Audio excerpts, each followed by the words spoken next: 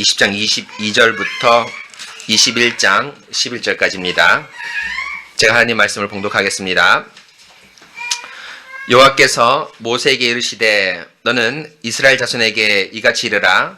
내가 하늘로부터 너에게 말하는 것을 너희가 스스로 보았으니 너희는 나를 비겨서 은으로나 금으로나 너희를 위하여 신상을 만들지 말고 내게 토단을 쌓고 내 위에 내 양과 소로 내 번제와 화목제를 드리라.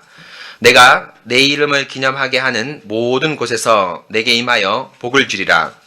내가 내게 돌로 제단을 쌓거든 다듬은 돌로 쌓지 말라. 내가 정으로 그것을 쪼면 부정하게 함이니라. 너는 층계로 내 제단에 오르지 말라. 내 하체가 그 위에서 드러날까 함이니라. 내가 내 백성 앞에 세울 법규는 이러하니라. 내가 히브리 종을 사면 그는 여섯 해 동안 나를 섬길 것이요 일곱째 해에는 몸값을 물지 않고 나가 자유인이 될 것이며 만일 그가 단신으로 왔으면 단신으로 나갈 것이요 장가 들었으면 그의 아내도 그와 함께 나가려니와 만일 상전이 그에게 아내를 주어 그의 아내가 아들이나 딸을 낳았으면 그의 아내와 그의 자식들은 상전에게 속할 것이요 그는 단신으로 나갈 것이로되 만일 종이 분명히 말하기를 내가 상전과 내 처자를 사랑하니 나가서 자유인이 되지 않겠노라 하면 상전이 그를 데리고 재판장에게로 갈 것이요 또 그를 문이나 문설주 앞으로 데리고 가서 그것에다가 송곳으로 그의 귀를 뚫을 것이라. 그는 종신토록 그 상전을 섬기리라. 사람이 자기의 딸을 여종으로 팔았으면 그는 남종과 같이 나오지 못할지며 만일 상전이 그를 기뻐하지 아니하여 상관하지 아니하면 그를 속량하게 할 것이나 상전이 그 여자를 속인 것이 되었으니 외국인에게는 팔지 못할 것이요 만일 그를 자기 아들에게 주기로 하였으면 그를 딸같이 대우할 것이요 만일 상전이 다른 여자에게 장가들지라도 그 여자의 음식과 의복과 동침하는 것은 끊지 말 것이요 그가 이 세 가지를 시행하지 아니하면 여자는 속전을 내지 않고 거저 나가게 할 것이니라. 아멘. 잠시 기도하겠습니다. 하나님 감사합니다. 오늘 저희들 하나님께서 귀한 은혜 주셔서 이렇게 예배 자리에 함께 나와서 하나님의 이름을 찬송하고 또 하나님의 말씀을 들을 수 있게 하신 것 감사합니다. 하나님, 우리가 출애굽기 말씀을 통하여서 하나님께 예배 드리는 것, 또 하나님과 이 예배를 통해서 교제하는 것이 얼마나 중요한지를 매주 깨닫게 됩니다. 저희 교회에게 반복적 그리고 지속적으로 이런 말씀을 주시는 것은 우리 교회가 서나갈 길이 어떤 방향과 어떤 관점으로 있는지에 대한 하나님의 엄중한 말씀임을 저희가 기억합니다. 오늘 역시도 하나님께서 이스라엘과 이제 언약을 맺는 장면 가운데 있는데 그 언약을 맺는 가운데 하나님 말씀을 어떻게 따르고 순종하고 또 그 말씀이 어떻게 우리의 삶 가운데 녹아나야 되는지에 대한 말씀입니다. 주님, 이 말씀을 우리 마음 가운데 잘 듣게 하시어 우리 교회와 우리가 세워나갈 바, 또 나갈 바를 밝히 깨닫게 하시고 또 그 걸음걸음을 주 성령께서 인도해 주시는 용기와 또 말씀의 힘을 저에게 더하여 주시옵소서. 설교를 듣는 모든 회중들에게 주 성령께서 함께하여 주셔서 저들의 마음이 하나님의 말씀으로 또 성령님으로 인해서 가난하게 될 수 있도록 도와주시고 또 설교자의 심령 가운데 또 성령님께서 함께하여 주셔서 하늘의 말을 이 땅에 바르고 정직하게 대언할 수 있는 신실한 말씀 봉사자가 될 수 있도록 도와주시옵소서. 하나님, 오늘 말씀 잘 들을 수 있도록 도와주시고 또 예배의 모든 시간 지켜주시기 원합니다. 감사합니다. 거룩하신 우리 주 예수 그리스도 이름으로 기도합니다. 아멘. 사랑하는 성도 여러분, 한 주간 주 안에서 평안하셨습니까? 오늘 우리에게 주신 그 출애굽기 20장 말씀은 이제 여러분들 잘 보시면 아시는 대로 21장부터는 아주 구체적이고 세세한 말씀들이 나옵니다. 심지어 오늘 말씀에도 있지만 과연 이것이 우리에게 어떤 의미가 있는지 종에 대한 것, 특별히 또 여정에 대한 것이 나오지 않습니까? 우리하고 아주 먼 얘기, 또 지구상에 거의 사라졌다 하는 그런 문화적 흔적들이 지금 이렇게 있는데 이 말씀이 우리 가운데 또 우리 예배 가운데 어떻게 힘있게 역사하시는지를 아주 청종해서 귀담아 잘 들으시기 바랍니다. 하나님께서 우리에게 아주 귀한 말씀을 선포해 주리라 믿고 오늘 말씀을 선포하겠습니다. 스크립트 1페이지 같이 봐주시기 바랍니다. 사랑하는 성도 여러분, 한 주간 주 안에서 평안하셨습니까? 하나님께서 지난주에 출애굽기 20장의 말씀, 시내산에서 하나님께서 십계명 말씀을 직접 선포하시고 언약을 맺는 말씀을 선포하셨습니다. 시내산 언약은 이전까지 있던 사적 만남에서 공적 만남으로의 획기적인 구속 역사의 전진입니다. 사적 만남은 철저히 하나님께서 주도권을 가지고 계시면서 하나님이 원하시는 때에 백성을 만나 주십니다. 하지만 공적 만남은 하나님이 가지신 주도권을 성막이라는 특정 시간과 공간에 양보하시고 하나님께서 말씀에 요구하는 방편대로 나오기만 한다면 언제나 만나주시는 상시적 만남으로 바뀝니다. 만남의 왕이신 하나님을 말씀 안에서 무한히 만날 수 있는 자유를 우리에게 누리게 하셨습니다. 청와대가 개방되는 사건보다 더 놀라운 사건이 바로 시내산 언약, 곧 공적 만남으로의 전진입니다. 이런 공적 만남에서 제일 중요한 것은 바로 하나님을 사랑하는 마음입니다. 그리고 그 사랑하는 마음은 십계명을 지키면서 잘 드러납니다.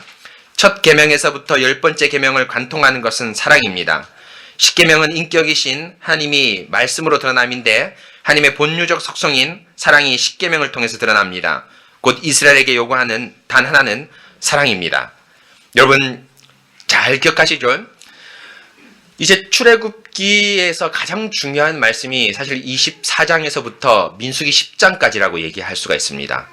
책을 초월해서 이 역사적 그냥 순간으로만 본다면은 바로 이 출애굽기 19장에서부터 민수기 24장의 핵심적인 내용은 바로 성막을 짓고 또 성막에 필요한 말씀을 주시고 또 백성이 어떻게 살아갈까에 대한 말씀을 주시는 것인데 바로 하나님께서 이 성막이란 특정한 시간과 또 공간에 자신의 상시적 만남, 말 그대로 하나님께서 그곳에 거주하는 그 만남을 허용하시는 것이죠. 이것은 여러분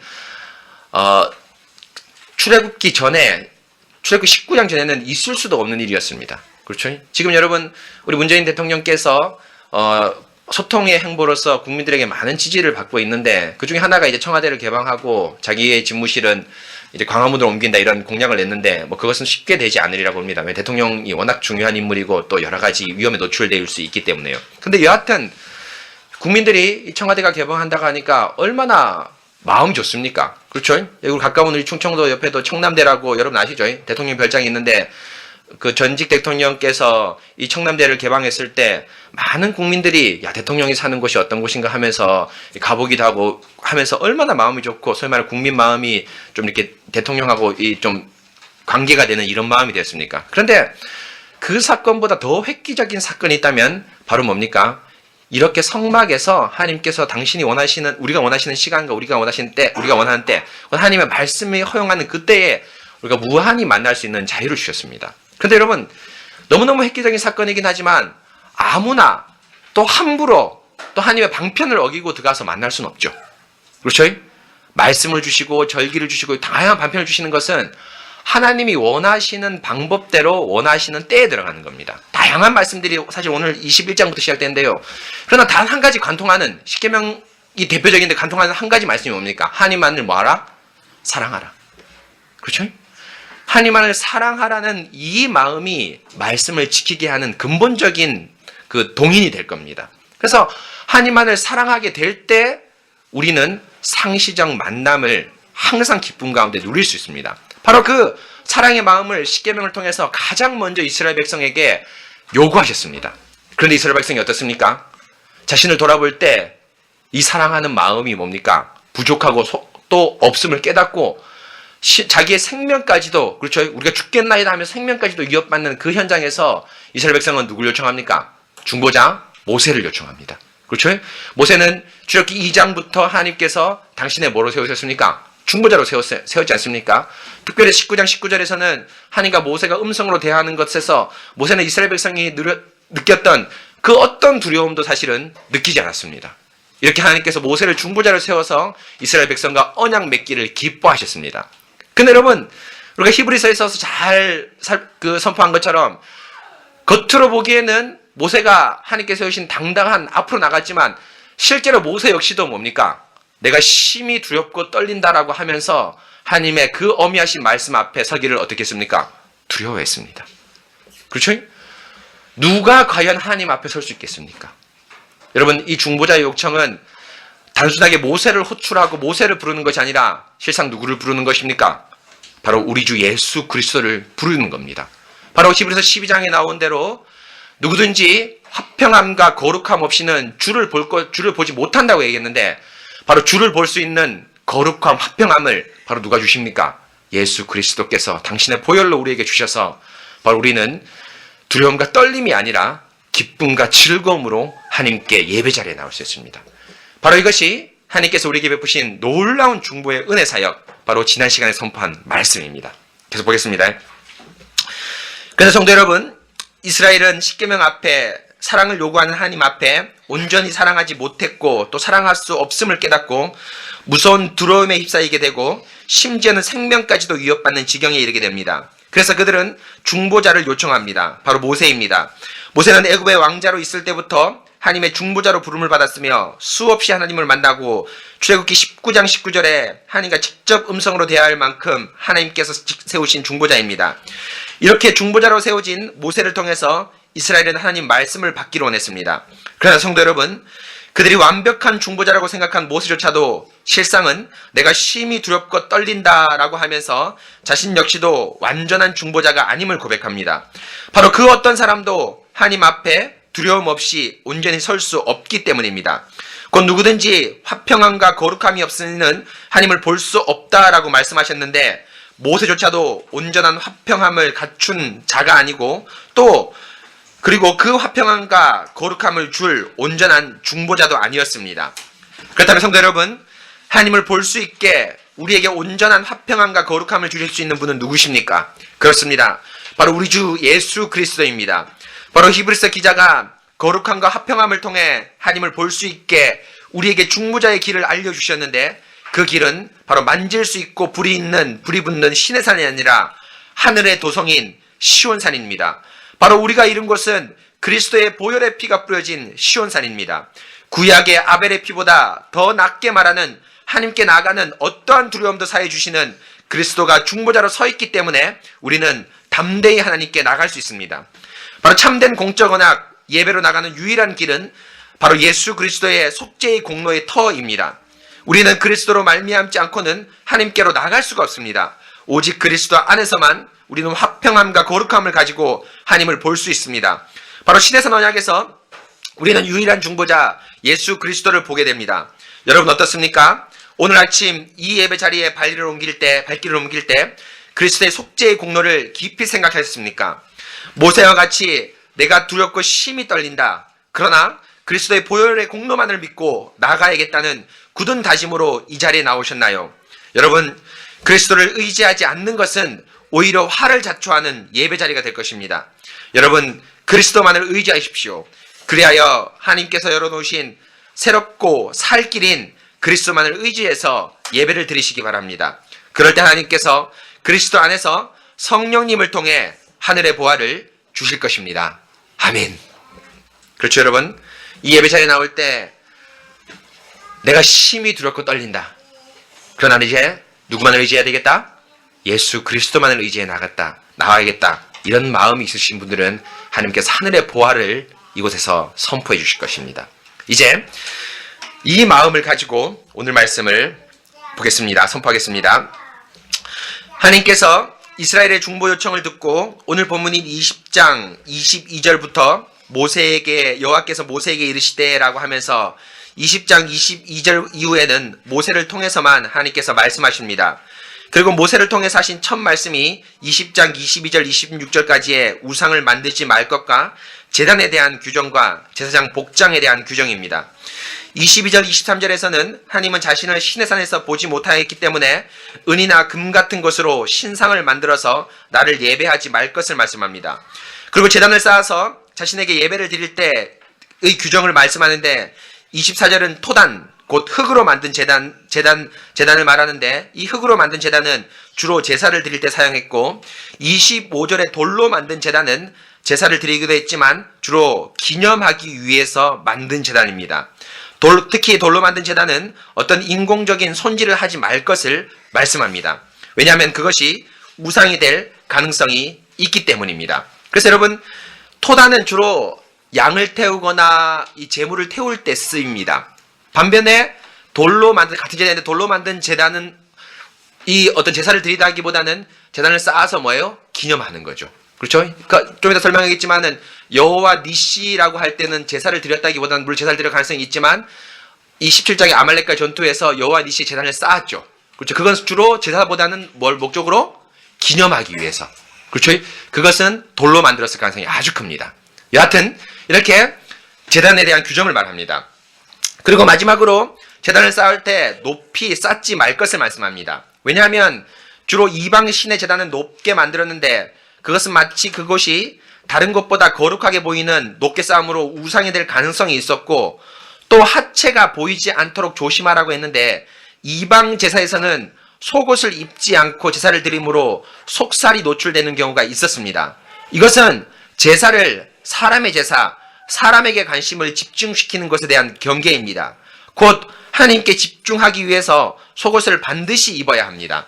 그래서 출애굽기 28장 42절 43절에 보면 꼭 제사장이 속옷을 입고 제사에 임해서 죽음을 당하지 않도록 하라는 말씀이 있는데 제사장이 죽는다는 것은 중보의 사역을 올바르게 하지 않았다는 것인데 제사의 관심을 하나님이 아니라 사람에게 돌리는 죄를 지은 것입니다. 이렇듯 하나님은 중보자 모세를 통해서 하신 첫 말씀은 예배에서 하나님이 원하는 예배, 곧 우상도 아니고 이방 신도 아닌 하나님이 원하시는 예배를 강력하게 먼저 요구하십니다. 그렇죠? 제단을 쌓고 올라가지 말라는 것도 여러분, 이 다른 제단들은, 이방의 제단들은 항상 높이 있습니다. 그렇죠? 이방의 제단과 차별적으로 둡니다. 근데 왜 높이 나면 그 높은 곳 자체가 뭐가 될까봐? 우상이 될 수 있는 염려가 있기 때문에 그렇게 하지 말라고 얘기합니다. 그럴 뿐 아니라 꼭 이 속옷을 입고 가라고 얘기를 합니다. 그리고 하체를 보이지 않게라고 얘기하는데 이건 우리에게 아주 낯설지만 당시 그 고대 근동 문화에서는 속옷이라는 개념이 별로 없었습니다. 남자도 여자도 그냥 일상생활을 할 때도 속옷이라는 개념이 별로 없었고 특별히 제사를 드릴 때 이 속옷을 높은 곳에 올라가니까 제사를 드릴 때 이게 제사장들의 하체가 보이는 경우가 허다하게 일어났는데 이러면서 여러분 뭡니까? 이 제사가 어디로 흐르니까 음란하게 흐르기도 하고요. 제사가 또 하나님께 집중하지 않고 누구에게 집중하게 됩니까? 사람에게 집중하는 이런 결과를 찹니다. 그래서 출애굽기 보면은 제사장은 꼭 속옷을 입어라 라고 얘기하고 또 이 신명기 보면은 통으로 호지 않는, 그렇죠? 통으로 짠 것을 입어라라는 이런 말씀도 있으면서 속옷에 대한 명령을 아주 강하게 하나님께서 수차례 얘기하시는데 그건 역시도 바로 우상과 사람에게 집중하지 말라는 그 제사를 요구하시는 것에 대한 말씀입니다. 그래서 여러분 이렇게 이 말씀을 제가 이제 객관적으로 어떤 의미인가 살펴봤는데 이렇게 요구하시는 의미가 무엇인지를 이제 보겠습니다. 그런데 20장 22절 26절의 예배에 대한 말씀 가운데 핵심은 무엇입니까? 그것은 바로 예배의 장소입니다. 23절에 신상을 만들지 말라고 토단을 쌓고 돌 제단을 쌓아서 예배를 드리라고 말씀합니다. 곧 24절에 신상도 단순한 형상 금지를 말하는 것이 아니라 신상을 만들고 그것을 특정한 장소에서 예배하지 말 것을 말씀합니다. 왜냐하면 제단은 어디에나 만들 수 있기 때문입니다. 가장 가까운 시기에 만든 제단은 출애굽기 17장 15절 여호와 니시라는 제단입니다. 모세가 아말렉과 전투를 기념하기 위해서 만든 제단이므로 돌제단으로 만든 것으로 생각되는데 여하튼 제단을 모세가 만들었습니다. 또 창세기에 노아가 만든 제단, 하나님의 부름을 받을 때 아브라함은 수없이 제단을 만들고 이삭의 제단, 야곱의 제단 등등 수많은 제단을 시시때때로 필요할 때마다 쌓습니다. 이것은 무엇을 의미합니까? 곧 하나님께서 지금 이스라엘과 공적 언약을 맺는데 곧 상시적 언약을 맺습니다. 그런데 상시적 언약의 핵심 가운데 하나가 성막 건설입니다. 하나님은 이스라엘을 성막에서 상시적으로 만납니다. 그런데 성막에서 만나는 하나님을 사람들은 기계적으로 대우할 수 있습니다. 성막에 오면 무조건 하나님을 만날 수 있다는 것입니다. 마치 교회당에 오면 혹 예배를 드리기만 한다면 무조건 하나님을 만날 수 있다는 것처럼 말입니다. 하지만 그렇지 않습니다. 하나님은 제단에서 볼 수 있는 것처럼 시시때때로 자신이 원하는 곳에 임재하시고 거기에서 백성을 만나 주실 수 있습니다. 성막이라는 특정 장소에 갇히는 것이 아니라 하나님은 자신이 원하는 곳에서 자유롭게 만날 수 있습니다. 그럼 성도 여러분, 상시적이라는 것이 과연 무엇일까요? 여러분 뭔지 이해하겠습니까? 지금 왜 우상을 만들지? 물론 우상을 만들지 말라는 것도 아주 중요하지만은 그 우상을 만든 곳이 뭐가 되는 것입니까? 잘못하면 이곳만 오면 뭐 할 수 있다? 하나님 만날 수 있다. 라는 우상숭배에 빠지게 된다는 겁니다. 제단과 토단을 만들라는 건 여러분 뭡니까? 하나님의 지금 머릿속에는 뭐가 있었죠? 이미 성막에 대한 것이 있었습니다. 근데 제단을 왜 만들라고 했습니까? 잘못하면 제단을 만들어서 뭐가 될 수 있습니까? 우상이 될 수가 있죠. 성막인데 제단을. 그렇지만 여러분 성막이 있는데 불구하고 제단을 만드니까요. 그런데 여러분 놀랍게도 이스라엘 역사를 보면 지금 출애굽기를 전후해서 전해를 했는데 후에 보면 여러분 뭡니까? 성막이 있었음에도 불구하고 제단을 쌓는 경우가 나옵니다. 사무엘이 그럽니다. 오라 우리가 길갈에서 모이자. 아말렉을 크게 치고 나서. 그런데 여러분 성막이 어디 있었습니까? 실로에 있었습니다. 성막이 이미 실로에 있었음에도 불구하고 오라 우리가 길갈에서 여호와를 만나자면서 길갈에서 큰 회개를 한 게 나옵니다. 또 여러분 미스바에서 회개한 거 여러분 기억나시죠? 왜일까요? 하나님께서 뭡니까?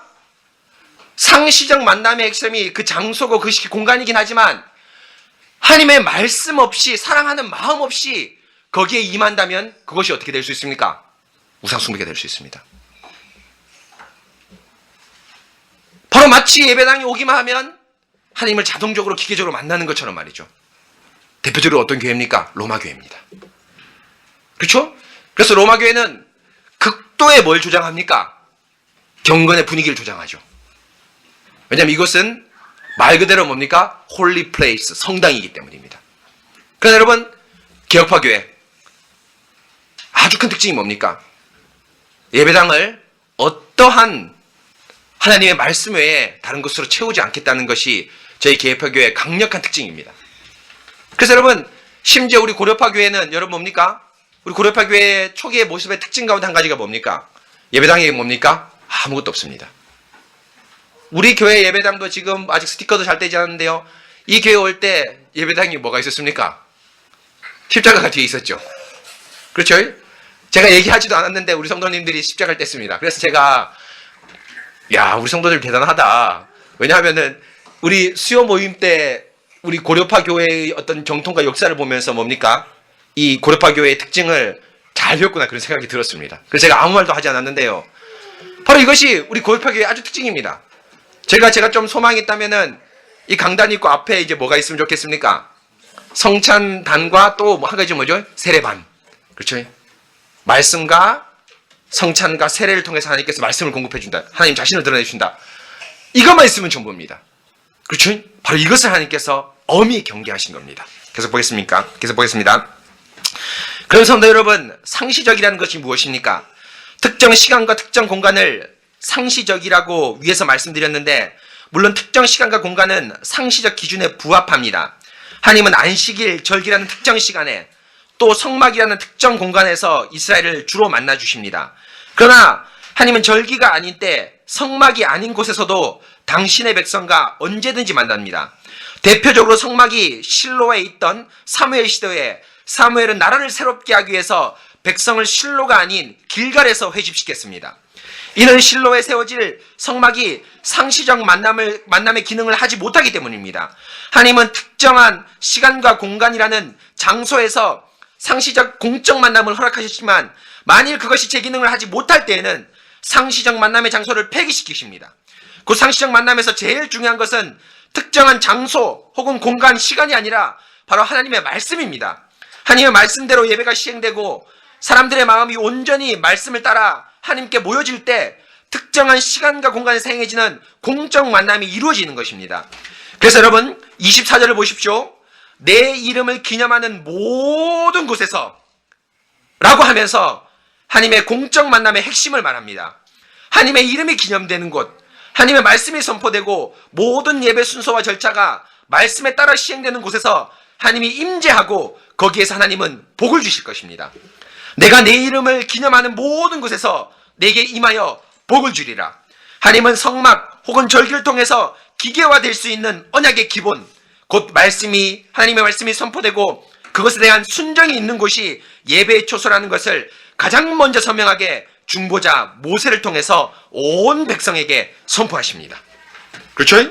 자신의 이름이 기념되는 모든 곳이 바로 뭡니까? 하나님께서 임재하시는 곳입니다. 제단을 쌓을 수 있습니다. 돌제단을 쌓을 수 있습니다. 그러나 하나님께서 원하시는 쫓지 않는 돌로, 우상이 없는 그런 성막에 하나님은 어디에서나 당신의 임재를 하셔서 백성을 만나 주십니다. 그래서 여러분, 우리가 항상 이 예배당에 올 때마다, 여러분 이거 마찬가지로 예수 그리스도께서 얘기했죠. 여자여, 이 산도 아니고 저 산도 아니다.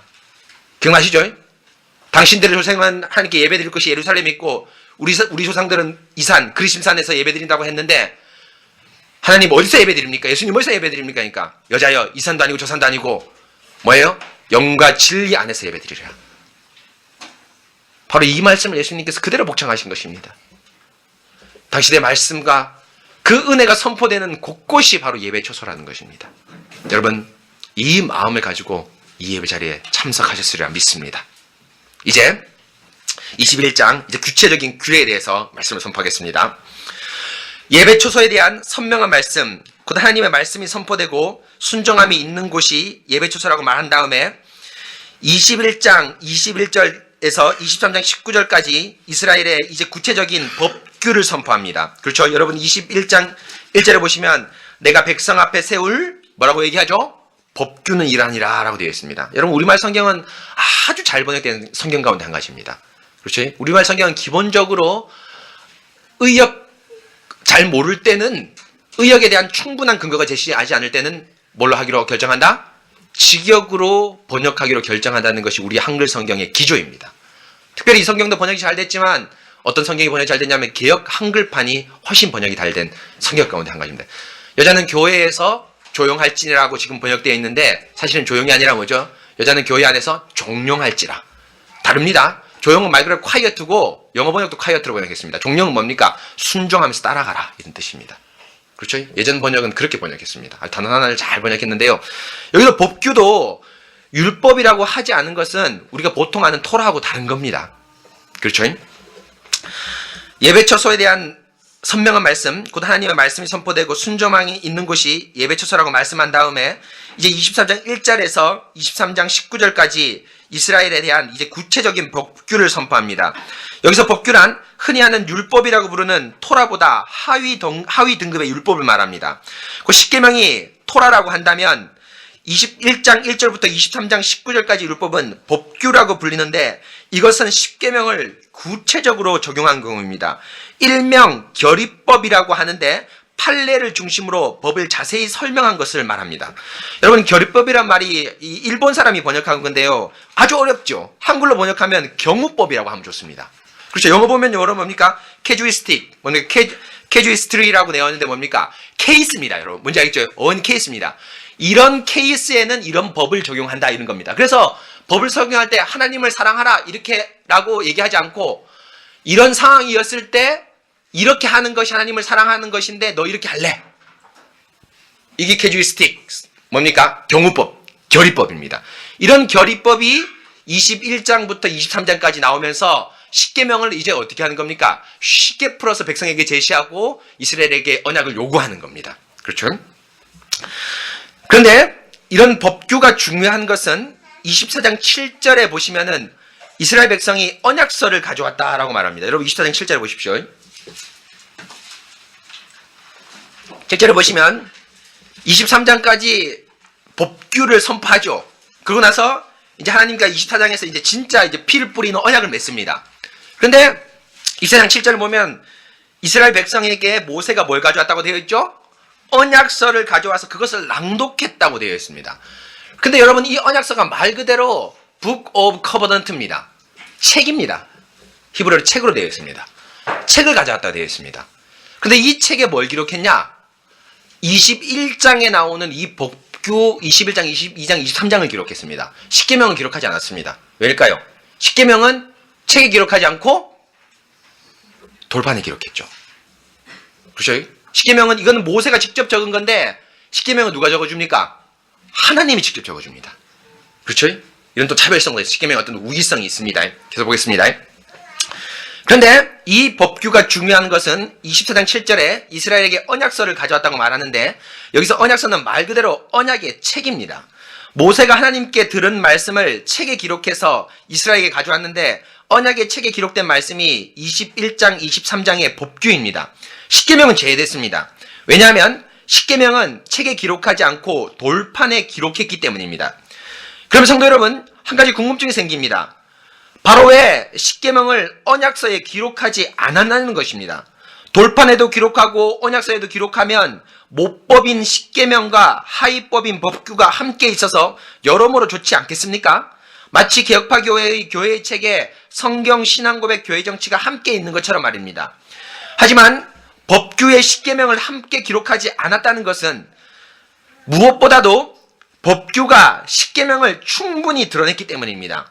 그 십계명은 모법이기 때문에 구체적이기라보다는 범위가 약간 넓은 원리를 드러내는 법입니다. 마치 우리나라의 헌법처럼 말입니다. 하지만 법규는 구체적이고 실천적인 법입니다.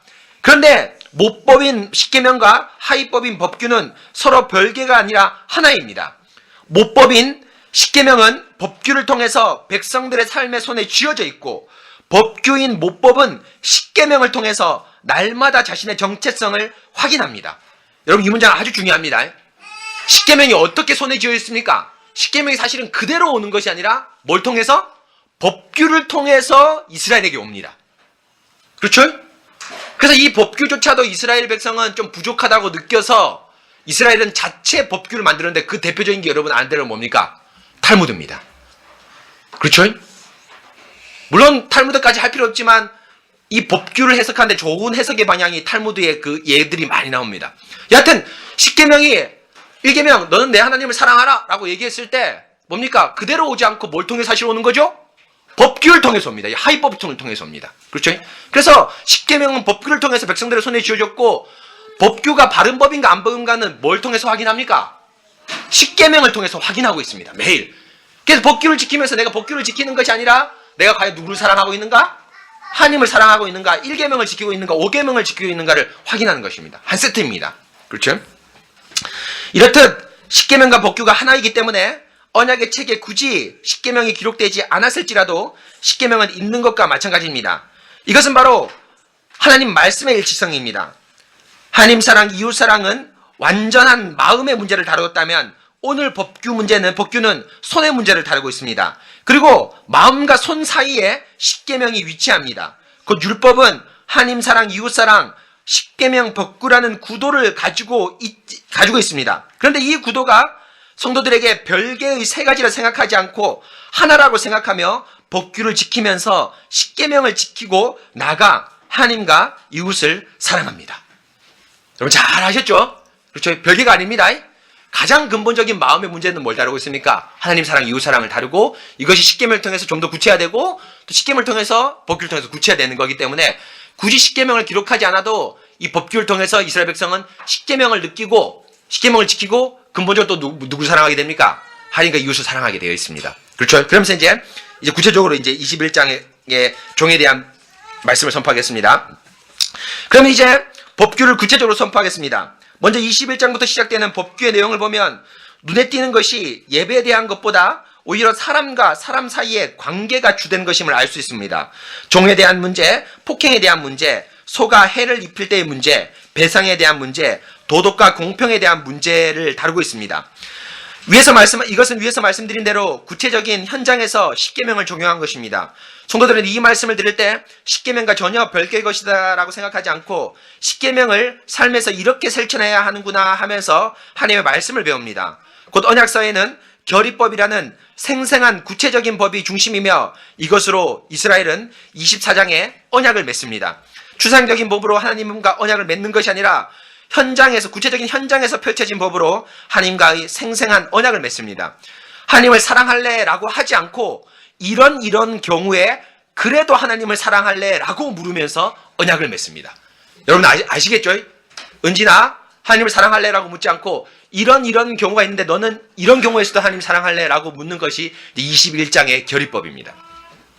먼저 복귀에 제일 먼저 21장 1절에부터 11절의 말씀은 종에 대한 말씀을 선포하고 있는데 크게 두 부분으로 나누는데 21장 2절부터 6절까지는 남자 종에 대한 문제고 7절부터 11절까지는 여자 종에 대한 문제입니다. 종이라는 개념이 요즘은 낯선 문화지만 인류 어디에나 있었던 문화의 한 부분이었습니다. 이스라엘에도 종이 있었습니다. 하지만 이스라엘의 종은 다른 문화의 종과 여러 가지 다른 것이 있었는데 곧 이스라엘 사람이 다른 이스라엘 사람에게 팔려갈 때 같은 동족 안에서 종이 될 때 다른 문화에 없었던 아주 특이한 점들이 몇몇 나타납니다. 첫째, 이스라엘에게는 태생적 종은 없습니다. 2절에 보시면 내가 히브리 종을 사면, 7절에 보시면 사람이 자기의 땅을 자기의 딸을 요종으로 팔았으면이라고 얘기하는데 이 말씀 속에 종이 태생적으로 생긴 것이 아니라 가난 때문에 생긴 것이라고 말씀합니다. 종을 사는 것, 요종을 파는 것은 돈과 관계된 것인데 이것은 이 사람이 원래부터 태생적 종이 아니라 가난해서 종이 되었다는 것을 말합니다. 그래서 종에 대한 또 다른 규정인 레위기 25장 29절에 보면 너와 함께 있는 형제가 가난하게 되어 내게 몸이 팔리거든 이라고 말씀합니다. 곧 종은 날 때부터 있는 것이 아니라 바로 가난으로 인해서 자기의 몸이 의탁할 곳이 없을 때 생기는 차선책입니다. 여러분 이해하셨죠? 차선책입니다. 그래서 2절에 보면 6년 동안 섬기고 7년째 되는 해에는 풀려날 수 있도록 말씀합니다. 그리고 오늘 본문에 나오지 않았지만 신명기 15장 11절 이하에 보면 7째 해에 너는 그를 놓아 자유롭게 할 것이요 그를 놓아 자유롭게 할 때에 빈손으로 가게 하지 말고 내 양무리 중에서와 타작 마당에서와 포도주 틀에서 그에게 후히 줄지니라고 하면서 빈손으로 보내면 다시 종이 되니 자립할 수 있도록 일정 부분 재산을 가지고 나갈 것을 말씀합니다. 그렇죠?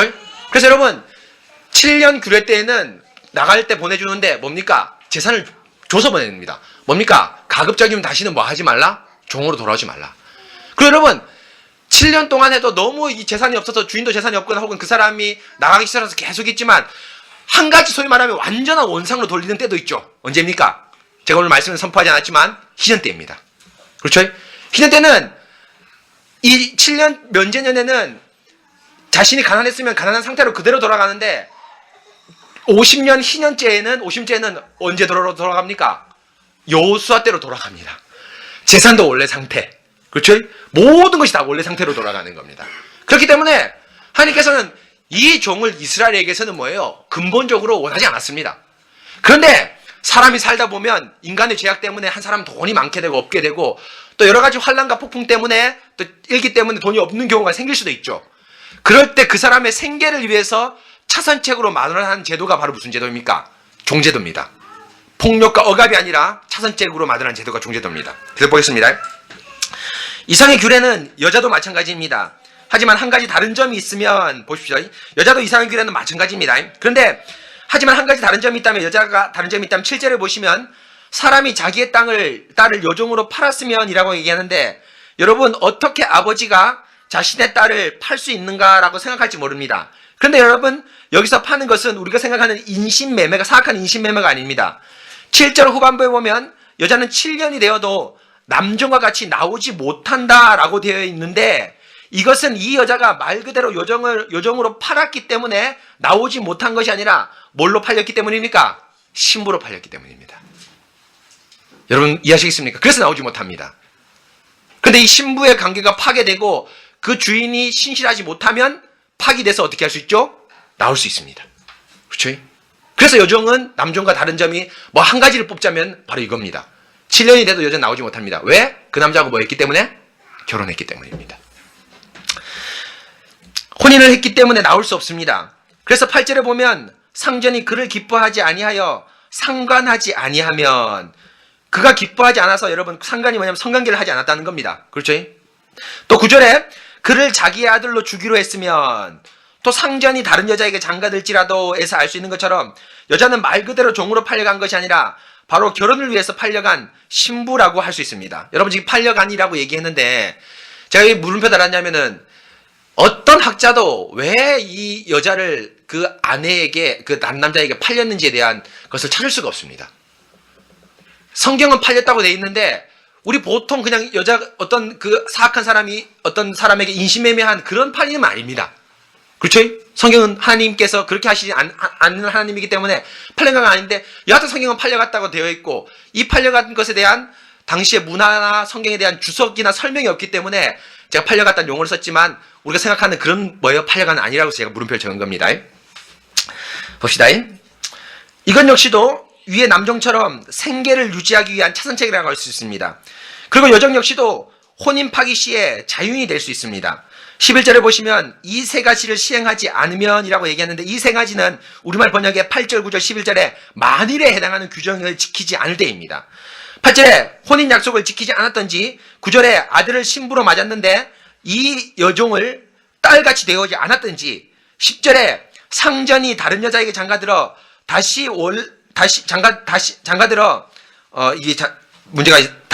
다른 여자에게 다시 장가들어 원래 종으로 팔려온 여자에게 음식과 의복과 동침한 것을 끊을 시에 언제든지 나갈 수 있습니다. 특히 10절의 경우에는 구약에만 한정된 것으로 야곱이 라헬과 레아의 두 여자를 취해서 두 여자에게 먹을 것을 주고 두 여자와 함께 동침한 것을 의미합니다. 이것은 여러분 계시 역사의 과도기에 있었던 것으로 이해해야지 완성으로 이해해서 야곱을 비난하거나 이 말씀을 비난해서는 안 됩니다. 마치 혼인에 대한 계시가 이혼 증서를 써서 이혼을 허락한 구약 시대를 신약의 이혼 절대 금지라는 기준을 가지고 비난할 수 없는 것처럼 말입니다. 여러분 이 마지막 문장 잘 이해했습니까? 계시의 과도기에 있기 때문에 여러분 뭡니까? 과도기는 항상 뭘 말하고 있습니까? 전진을 말하고 있습니다. 그렇지만 그렇기 때문에 이 과도기에 있는 것을 우리가 어떻게 함부로 할 수 없습니까? 비판할 수 없습니다. 단 성경이 이것이 잘못됐다고 얘기하면 비판할 것이 됐지만, 아브라함이 많은 여자를 가지고 이삭이 야곱이 두 여자를 가지고 있었는데 이거를 성경에서 뭘 하지 않을 때? 비판하지 않을 때는 우리가 뭐 할 수 없습니까? 비판하지 않을 수 없습니다. 그렇죠? 왜냐하면 계시 역사에 뭐가 있었기 때문에? 과도기에 있었기 때문이죠. 그래서 제가 얘기한 대로 예수님께서 뭡니까? 이혼 증서를 써준 걸 얘기하죠. 너희의 완악함을 위해서 모세가 이혼 증서를 허락하였거니와 원래는 그렇지 않다 하면서 이혼 불가라고 얘기하지 않습니까? 그렇죠? 그렇다고 해서 예수님께서 모세 시대를 싸잡아서 그것을 비판했습니까? 아닙니다. 그렇죠? 바로 이걸 얘기합니다. 여하튼 세 가지 약속을 어길 시에는 여자는 언제든지 종의 신분을 파기하고 다시 집으로 돌아갈 수 있습니다. 남자나 여자나 태생적 종은 없습니다. 여러분 바로 이것이 히브리인들 이스라엘 안에 있었던 종의 아주 큰 특징입니다. 원래 종은 없었고 종은 경제적 궁핍함으로 생기는 차선책으로서의 종을 얘기합니다. 그런데 여러분 또 하나의 아주 큰 특징이 이제 두 번째 특징이 나오는데요. 봅시다. 그런데 이스라엘의 이런 종에 대한 이스라엘의 종은 위의 것 말고 아주 두 번째 독특한 독특성이 있는데, 실상 여기에서 이스라엘 종의 아주 명확한 정체성이 밝혀집니다. 여러분 25장 레위기 25장을 우리 한번 제가 한 대로 읽어볼까요? 시작.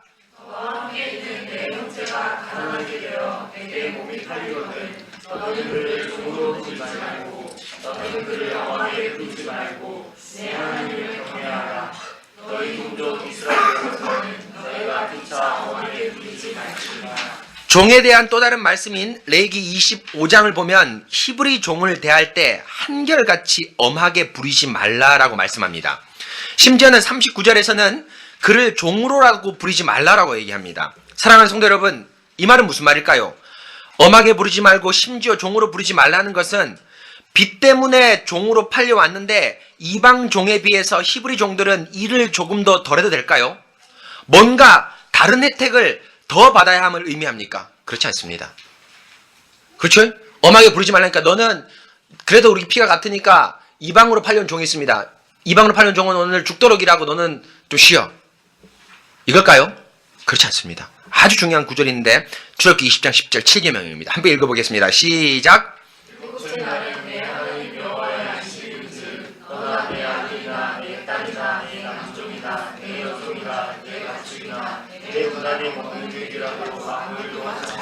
십계명의 7계명입니다. 안식일 규정인데요. 하나님이 안식일을 쉬라고 합니다. 내 아들이나 내 딸이나 내 남종이나 내 여종이나 심지어 가축까지도 쉬라고 얘기합니다. 왜 안식일을 쉽니까? 그렇습니다. 바로 예배를 드리기 위한 쉼입니다. 내 딸이나 내 아들이 쉬는 것과 내 남종과 내 여종이 쉬는 것이 똑같습니다. 곧 내 딸이나 아들이 안식일에 무엇을 했겠습니까? 그렇습니다. 하나님께 예배 드렸습니다. 그것과 마찬가지로 남종과 여종도 안식일에 일을 쉬는 것 자체가 목적이 아니라 바로 예배를 위한 쉼이고 남종 여종도 예배를 드렸습니다. 심지어 출애굽기 12장 43절 44절에 보면 여호와께서 모세와 아론에게 이르시되 유월절 규례는 이러하니라 이방 사람은 못지 못할 것이나 각 사람이 종으로 돈으로 산 종은 할례를 받은 후에 먹을 것이며 라고 하면서 이방인 사람도 할례를 통해서 유월절에 동참할 수 있다면, 예배를 드릴 수 있다면, 같은 말씀을 고백하는 이스라엘 사람은 안식일에 예배를 드리는 것이 당연한 것 아니겠습니까? 무엇입니까? 바로 엄하게 하지 말라는 것은 일의 강도를 낮게 하라, 같은 핏줄이니까 일에서 열애시키라는 것이 아니라 하나님께 예배드릴 권리를 빼앗지 말라는 것입니다. 물론 예배드릴 권리 안에는 일에 대한 공정함이 요구되는 것도 포함되어 있습니다. 말 그대로 노예처럼 부려먹은 것이 아니라 주인이 그를 매년 삭군같이 여기고 내 목전에서 엄하게 부르지 말라는 말씀처럼 노동자로 대우하라는 것입니다. 그러나 이 말씀의 핵심은, 엄하게 부르지 말라는 핵심은 바로 예배에서 열애하지 말 것을 말합니다. 여러분 이해하셨죠? 왜 차선책입니까? 바로 뭡니까? 생계가 어렵기 때문에 자신이 어디로 팔려갈 수 있겠습니까? 이방인에게 팔려가서 뭐가 위협받을 수 있을까요? 예배를 위협받을 수 있습니다. 그렇기 때문에 하나님께서는 이스라엘은 이방에 팔려가지 말고 이스라엘에게 팔려가는데, 그 팔려갈 때 너는 최소한 이 사람의 어떤 그런 경제적인 것을 지원해주면서 가장 핵심적인 것은 뭘 보아라는가? 예배를 보아라. 왜입니까? 같은 한 유월절을 성찬의 고기를, 떡을 뗐던 같은 성도기 때문입니다. 여러분 그렇죠? 바로 이것이 종을 엄하게 부리지 말라는 것입니다. 이제 계속 보겠습니다. 그럼 여러분, 이렇게 엄하게 부르지 않을 때 놀라운 일이 벌어졌는데요. 이제 9페이지부터 나오는데 어떤 일이 벌어졌습니까? 차선책으로 택한 사람이 어디에 머물러 있겠다고 얘기합니까? 종이? 내가 나가지 않고 영원히 종으로 살겠다라고 얘기합니다. 여러분 왜일까요? 바로 왜일까요? 바로 극한의 환경이지만 이곳은 뭐가 있기 때문입니까? 예배가 있기 때문입니다. 계속 보겠습니다. 그런데 성도 여러분, 놀라운 일이 벌어졌습니다. 바로 이런 종에 대한 규례에서 아주 특이한 규례가 나타나는데 4절과 5절을 읽어봅시다. 우리 4, 5, 6절을 한번 읽어볼까요? 시작.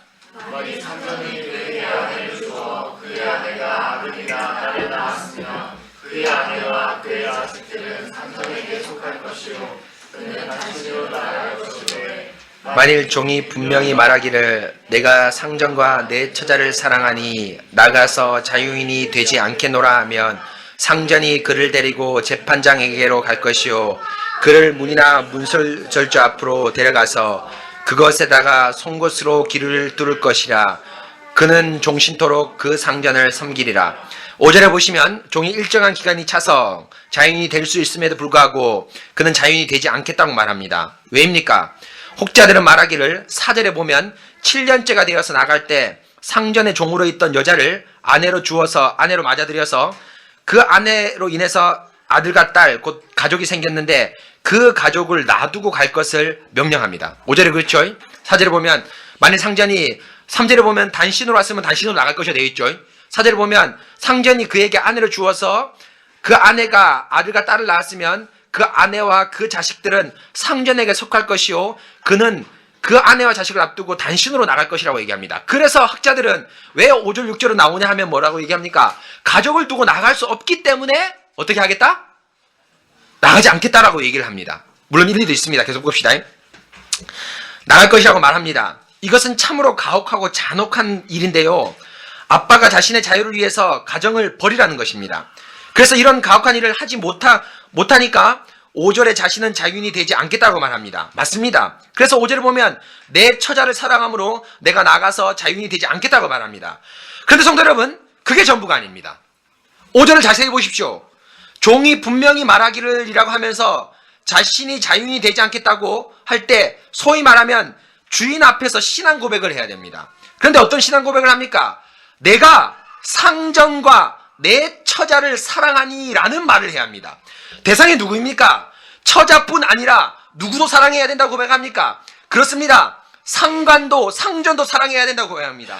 처자에 대한 사랑뿐 아니라 상관에 대한 사랑을 함께 고백해야 됩니다. 같은 법규를 말씀하는 신명기 15장 16절에 보면 처자에 대한 고백은 없고 종이 만일 너와 내 집을 사랑함으로 너와 동거하기를 좋게 여겨라고 하면서 상간에 대한 사랑 고백에 방점을 두고 있습니다.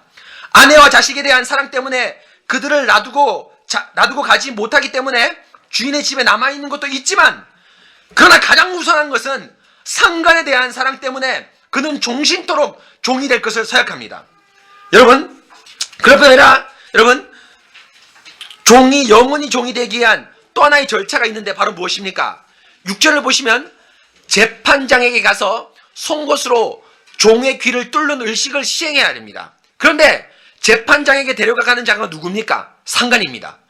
무엇입니까? 종이 아무리 자신이 종으로 남고자 있다고 해도 상관이 재판장에게 데리고 가지 않으면 결코 종으로 남아있을 수 없습니다. 그런데 여러분, 여기서 특히 6절에 우리말의 재판장이라고 번역된 히브리어는 여러분 말 그대로 저지스라는 이런 재판장이 아니라 히브리어로 엘로힘입니다. 그래서 다른 영어 번역에서는 재판장을 하나님으로 번역합니다. 이것은 하나님 앞에 서약하는 것인데 종만 서약하는 것이 아니라 주인도 역시 같이 서약하는 것을 얘기합니다. 종의 요청과 주인의 허락이 있어야 영구히 이 종은 종으로 남을 수 있습니다. 곧 주인도 종을 영구히 종으로 삼겠다고 자신 스스로 결단해야 됩니다. 요정도 마찬가지입니다. 성도 여러분, 그럼 이것은 무엇을 의미합니까?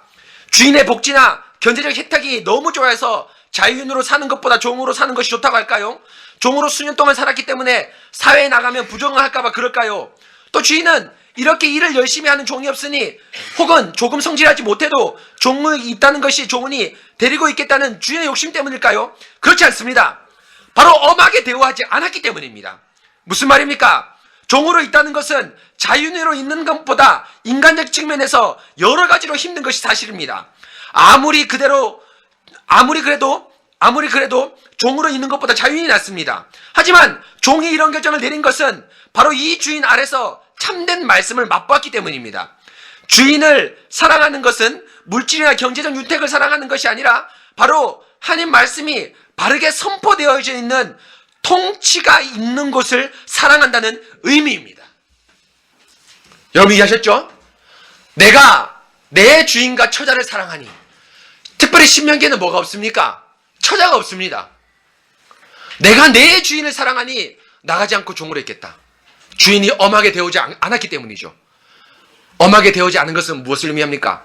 일의 경감을, 일을 낮게 했다, 일을 적게 했다라고 하는 것이 아니라 주인 안에서 비록 몸은 힘들지 모르지만 뭘 얘기합니까? 하나님과 풍성한 예배를 드릴 수 있다. 바로 이것을 의미합니다. 바로 이런 풍성한 예배가 있기 때문에 종이라는 극한 상황에 있음에도 불구하고 뭘 했습니까? 하나님께 예배드리는 그 종으로서의 삶을 선택했습니다. 바로 이것입니다. 여러분, 이 법을 모세가 지금 선포한 이유가 바로 무엇일까요? 히브리 사람 여러분, 여러분들이 종과 같은 이런 상황이 있을지라도 여러분이 나가지 않고 종으로 살겠습니까? 결의법입니다. 하나님을 사랑하라 라고 10계명 1계명을 말하지 않고 지금 뭐라고 얘기합니까? 이런 경우가 있는데 너희 이런 경우에도, 극한의 경우에도, 극한의 환경에도 예배를 택하겠냐? 하나님을 택하겠냐? 라고 하나님이 이스라엘에게 지금 요청을 하는 겁니다. 이 요청에 예 하나님 그러겠습니다 라고 할 때 24장에서 뭘 부릴 수 있습니까? 피를 붓고 언약을 맺을 수 있습니다. 여러분, 하나님을 사랑하라는 이 모법인 10계명보다 훨씬 여러분 이 결의법이 어떻게 합니까? 여러분에게 어떻게 오죠? 체감 있게 다가오죠. 여러분 종이 대입시켜 보십시오. 여러분 종이면 만약에 이렇게 하겠습니까? 여러분 저는 단언컨대 저도 쉽게 그렇게 하겠습니다 라고 섣불리 대답하지 못할 것 같습니다. 그러나 하나님은 내가 나가지 않겠습니다 라고 뭐라고 합니까? 요구하십니다. 계속 보겠습니다. 사랑하는 성도 여러분, 이것이 바로 하나님께서 이스라엘과 가장 먼저 선포한 언약서의 가장 먼저 기록한 법규입니다. 왜냐하면 상전과 종이라는 극한의 고통의 자리지만 20장 24절의 말씀처럼 하나님의 이름이 있는 곳 제단, 하나님의 이름이 있는 곳이면 그곳은 여호와의 복이 임하는 곳이기 때문입니다. 바로 예배처소입니다.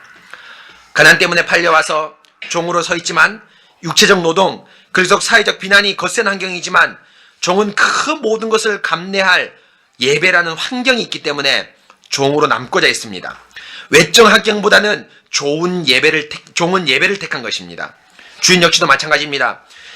자신이 비록 종을 데리고 있는 것이 여러 가지 유익한 면이 있겠지만 구약의 법궤에 나타난 종들은 다른 종들과 달리 특별히 여러 가지 제약이 많은 종입니다.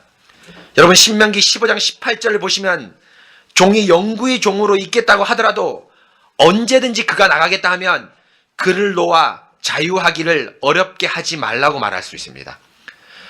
송곳으로 길을 뚫었지만 종은 언제든지 자기가 원하면 떠날 수 있음을 의미합니다. 바로 주인은 종을 데리고 있는 동안에 예배라는 것을 가장 우선시해야 합니다.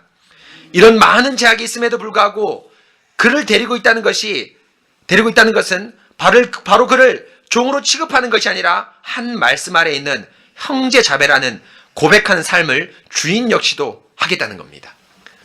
여러분 이런 종들 성깔 있는 주인이면 여러분 어떻게 할까요? 귀찮죠? 그렇죠? 차라리 데리고 있지 않은 것이 자신의 삶과 경제를 유택하는데 훨씬 더 유용할지도 모릅니다. 흔히 여러분 이것이 맞는지 모르겠지만은 강력하게 파업 노조를 하는 것보다 더 많이 줘서 여러분 뭡니까? 노조를 없는 것이 기업 입장에서는 뭡니까? 더 편할 수도 있습니다. 여러분들 제가 얘기하지 않아도 이런 대표적인 기업들이 많죠. 그렇죠? 더 편할 수도 있습니다. 그래서 주인은 데리고 있겠습니다. 왜일까요? 내가 너한테 충실하게 뭘 대우하겠다? 예배를 제공하겠다. 바로 그 고백에 함께 가는 겁니다. 사랑하는 성도 여러분, 하나님께서 언약서의 첫 결의법을 종에 대한 것을 말씀하셨습니다. 그것은 바로 너희가 어떤 극한 환경이라도 그 환경이 바로 하나님께 예배드릴 수 있는 환경이라면 그 극한 환경을 감내해야 한다는 것을 가르쳐주기 위해서입니다. 바로 이스라엘은 3개월 만에 시내산에 도착했습니다. 자신이 왔던 이 3개월보다 훨씬 긴 거리와 시간을 광야에서 이스라엘은 앞으로 보내야 합니다. 그리고 가나안 땅에 들어가서도 수년 동안 전쟁을 해야 하고 정복을 했어도 여전히 블레셋이라는 수많은 유연한 환경이 그들 가운데 도사리고 있습니다.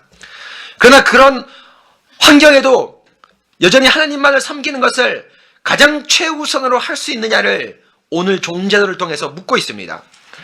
너희가 종이라는 극한 환경에서 예배 때문에 내가 나가서 자유인이 되지 않겠노라라고 말할 수 있겠냐고 여러분들에게 묻고 있습니다. 곧 결의법으로 십계명을 묻고 있고 나아가 하나님과 이웃사랑을 묻고 있습니다. 친절하신 하나님께서 구체적인 예를 들어서 이스라엘에게 강력하게 도전할 수 있습니다. 성도 여러분, 하나님을 사랑할래? 혹은 10계명, 1계명, 2계명을 지킬래? 그렇다면 쉽게 아멘 할지도 모릅니다. 하지만 결의법으로 생생하게 물을 때 네가 종이 되어도 그런 극한 환경에도 나가 자유인이 되지 않을래? 혹은 주인이 되어서 형제같이 노예를 대우할래? 교회에서만큼은 그 사람을 한 형제로 대우할래? 라고 묻는다면 과연 몇 명이나 아멘이라고 대답할까요? 참 쉽지 않을 것입니다. 바로 하나님과의 언약을 맺는 것은 이렇게 두렵고 떨리는 것입니다. 사랑하는 성도 여러분, 여러분들은 어떻습니까?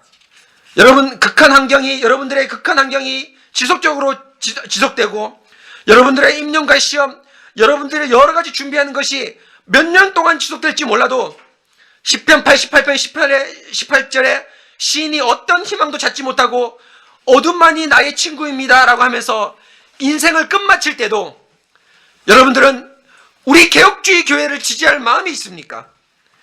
이제 다음 주부터 본격적으로 신방을 할 텐데 여러분들의